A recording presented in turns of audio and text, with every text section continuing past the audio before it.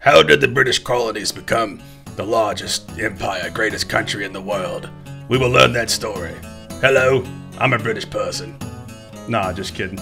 My name's Coach Thornberry. I'm a high school teacher in the U.S. state of Georgia. These videos will follow the Georgia Standards of Excellence, which are the state standards the state of Georgia uses for its high school level U.S. history class. For the most part, these standards will work with any U.S. state's high school curriculum for U.S. history. So our first standard we're going to get into is mercantilism and the transatlantic trade.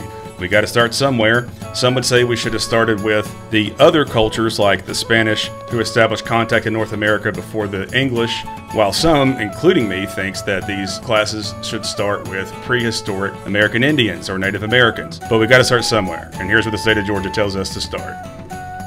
Let's look at the actual text of the standards.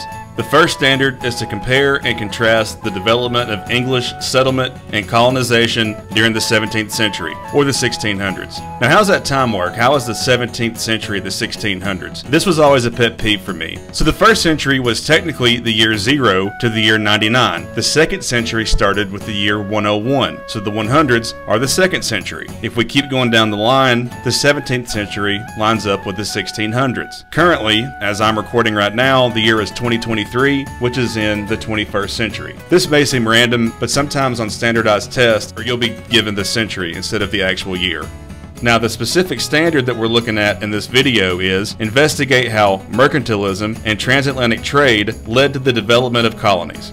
So just to get an idea of what part of the timeline we're at, 1492 is whenever Columbus makes contact with the Americas. 1609 is Jamestown, the first English colony. 1776 is when the United States declares independence from Great Britain, and 2023 is the present day. The colonial period lasted from 1609 to 1776. If we consider the founding of Jamestown the start of American history, the colonial period makes up 40% of American history. Yet, in my high school class, and most other American history classes, the colonial period is treated as one unit. In Georgia, of the 23 standards, only the first 2 standards are over the colonial period, so the colonial period is often neglected. Yeah, but not here, old chap. We will not forget the colonies. Alright, no more British accents, I promise. Now let's look at the mother country. So here's some background. This island is called Great Britain.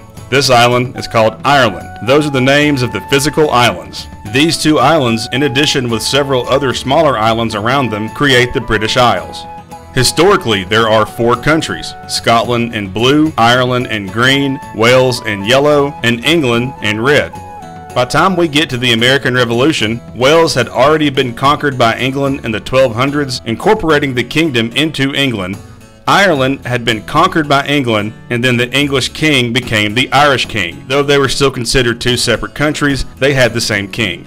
Then, in 1603, whenever England had to find a new monarch, King James of Scotland also became King James of England. At first, England and Scotland were still considered 2 separate countries, though King James was King of England, Scotland, and Ireland. Midway through the colonial period, in 1707, Scotland and England officially united to become one single kingdom called the Kingdom of Great Britain.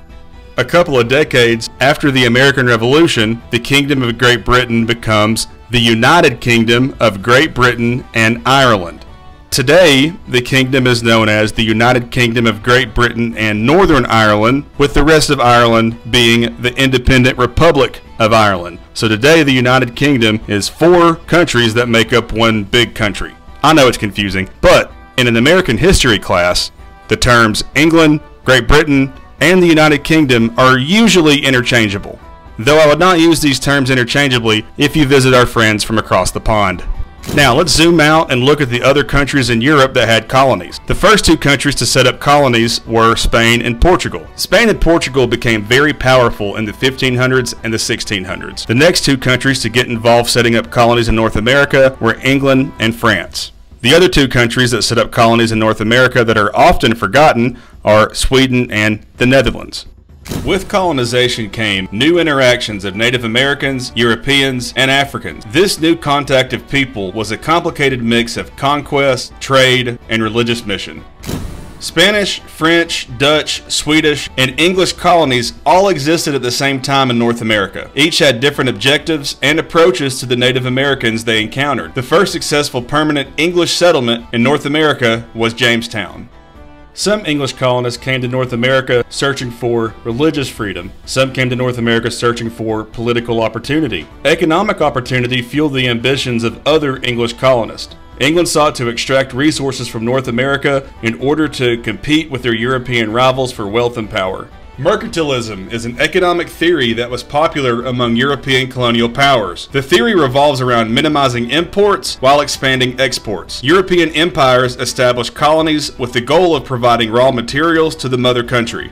Some examples of raw materials would be wood tar, tobacco, sugarcane, wool, rice, lumber. These raw materials would be shipped to England to become finished goods. Some examples are tools, textile, furniture, and molasses. The colonies were also a market for these manufactured goods that were produced by their own raw materials. These relationships were very favorable for the European empires and not so favorable for the colonies. The philosophy of mercantilism was put into law with the Navigation Acts. Britain implemented the Navigation Acts in the mid-1600s to ensure favorable trade arrangements with the colonies and to keep Britain's colonies from trading with other countries. These goals were achieved by requiring all exports and imports to or from the colonies to travel on British ships and to be processed at a British port. The Navigation Acts restricted the value of the colonists' export and forced the colonists to buy expensive British goods. So let's take one step back and remember the spark for this massive trade network that spanned across Europe, Africa, and the Americas was the introduction of new plants and livestock. For example, the Americas had potatoes, tomatoes, corn, and pumpkins. All these crops were introduced to Europe. On the flip side, the Old World, or Europe and Africa, had pigs, sheep, horses, and cattle. The Americas had no livestock. What's probably the most well-known of this exchange, though, was the horrible disease that was brought from the Old World to the New World that killed some 90% of the native population, and the wealth that was extracted from the colonies to the large European empires. So by the time we get to the 1700s, a trade network is established that we call triangle trade.